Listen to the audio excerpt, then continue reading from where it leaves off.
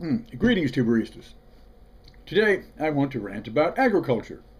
I'm sure most of you are urban, post-agricultural, even post-industrial types, sitting in some first world subdivision apartment in front of a digital communication device, thinking cows and pigs and chickens are uncool Farmer Brown stuff for kindergarten kids. Well, I think you're still the type that eats, and the stuff you cram in your face, from organic whole foods to processed shit out of a plastic bag, to down-home chorizos and pelmeni, had to come from somewhere. You sure didn't grow it, and you didn't prepare it most of the time. So, like it or not, the world of cows and pigs and chickens, of corn and cane, is still very much a part of your world as well. Feeding a hungry planet has been the curse and promise of national and global planners for over a century. The wars and revolutions of the 20th century rotated in great measure around getting something to eat for me and mine. The totalitarian states that provide so much income for establishment and academia, to rehash over and over again as failed systems because they starved their own people, were largely organized around providing enough food for an expanding population within their borders and abroad. The Nazi Empire was built on the idea of living room, Lebensraum, providing land for Aryan colonists to grow edibles for themselves in the cities of the fatherland, pulling the Reich out of its industrial depression. In actuality, of course, there were very few Aryan colonists, and local native slaves were used to grow the Reich's food. The Soviet collectivization of agriculture attempted to feed growing Russian cities and their urban working population and military to avert the urban hunger that had produced the revolutions of 1917. Mao's Great Leap Forward of 1958 was another attempt to organize food on a factory basis. Even the Khmer Rouge, those beloved whipping boys of American apologists for crop dusting by napalm, even Pol Pot had a positive goal of food production. Yet something seemed to go wrong, didn't it?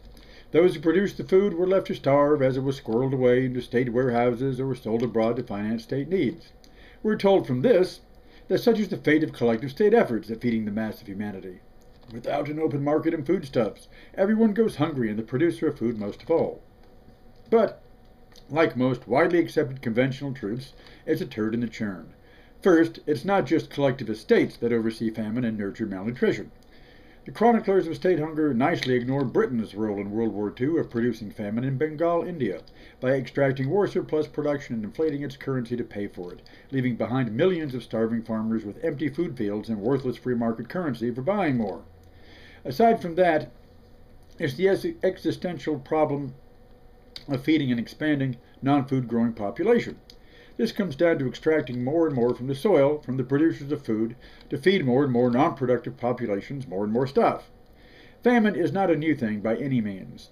It was not discovered in the 20th century.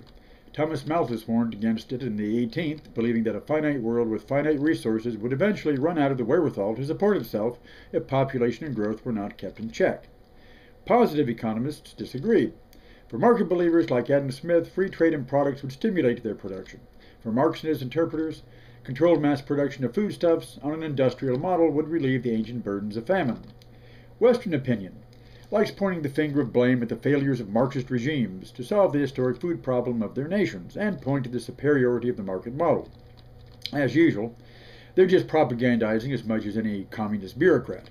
For one thing, they forget how their own free market system was built on enclosure, pushing small domestic producers off the land to create market agriculture, or how changes in products, such as the disinvestment of cotton production in the U.S., drove millions off the land into ghettos of the unemployed and unproducing in urban America, of how single-crop agriculture led to mass hunger and even genocide in 19th century Ireland. Tsar hunger was an unwelcome guest in many peasant households of Russia long before there was a single collective farm in the land. Because in the class division between buyer and seller, the social distance between producer and consumer widens exponentially. The extraction of surplus and the resulting feast for one man and famine for the other is hidden from view.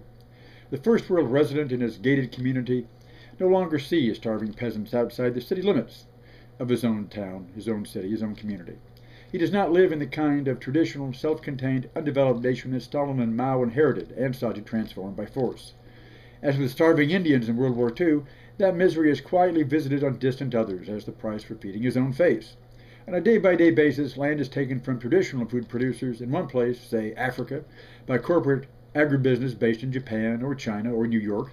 These producers are forced off the land into slums full of starving children, while those remaining are bound under corporate contracts, extracting all surplus benefit to unseen buyers of production and manipulators of price. All of which adds to the environmental catastrophe producing climate change, leading to desertification, which negates all the advances in production. In fact, just how much the mass production of food cuts its own throat by greater exposure of food crops to contagious crop disease and to soil depletion is an unmentionable dirty secret of modern agriculture. Better to blame it on the evil scheming of Stalin or Mao than the byproduct of supporting a growing population of non-producing consumers. Better also to concentrate on past famines and associate them with non-capitalist agricultural patterns than focus on the looming health disaster of genetically altered food and food product seeds.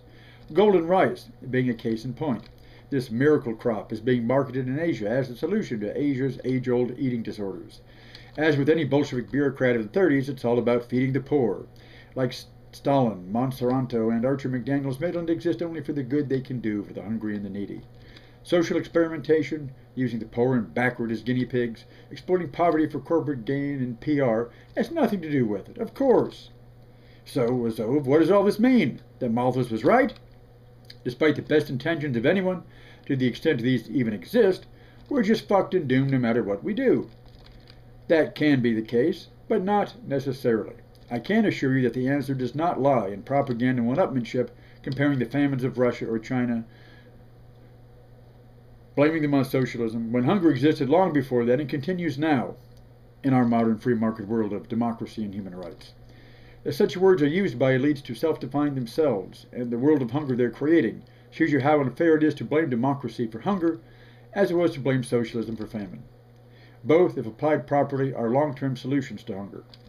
The first step is to contain growth of development and population. Second, to empower communities and populations to become self-supporting, self-sustaining instead of captives to the market and profit-seeking transfer of goods elsewhere. Food growers organize to put the needs of people first, not states nor markets, to free humanity from hunger. When people have the responsibility of food production, the ratio of feeding mouth to working hand will begin to even out. So what we... Ooh, someone knocking upon my tube line. Hello? Who? H.G. Wells. And this is exactly what you predicted in your novel, The Food of the Gods. The coming class struggle between the people of the food and the little people, confined to natural calorie consumption. Except then no one wins. The old little people will still die from lack of calories. The new people will die from scientifically engineered toxins. Where's the progress? At least they still have the right to die from malnutrition. That's where democracy fits in.